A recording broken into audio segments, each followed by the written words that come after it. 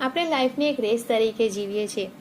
દેખાદેખી fashion સ્ટાઇલને લીધે આપણે સતત માનસિક તાણ અનુભવતા હોઈએ છીએ. તેમાં પણ આપણા છોકરાઓના ભણતર, ભવિષ્યની ચિંતા, પેરેન્ટ્સના સ્વાસ્થ્ય, ઘર, નોકરી આવી કેટલીય સમસ્યાને લીધે આપણે ચિંતા અને ડરનો સામનો કરીએ છીએ. તો અબ્રાહમિક્સ કહે છે કે આપણે જ આપણા જીવનના નિર્માતા છીએ. આપણે જેવી લાગણીઓ, જેવા સ્પંદન ઊભા કરીએ છીએ એવું જ આપણું જીવન બને છે. તો આપણા જીવનને બહેતર બનાવવા માટે પહેલાં તો આપણે આપણી લાઈફને જીવવાનું સ્ટાર્ટ કરીએ. ખુશીથી જે છે એનો આભાર વ્યક્ત કરીએ. હંમેશા ખુશી, આનંદ, સંતોષની લાગણીઓને વ્યક્ત કરીએ. એવી લાગણીઓમાં રહીશું તો આપણે એવા જ એક્સપિરિયન્સ આપણા જીવનમાં આવે છે અને આપણું જીવન બહેતર બનતું જાય છે. લાઈફ એક જર્ની છે, એવી રીતે આપણે જીવવાનું સ્ટાર્ટ કરીશું તો એ એક ઉત્તમ માર્ગ છે આપણા જીવન જીવવાનો.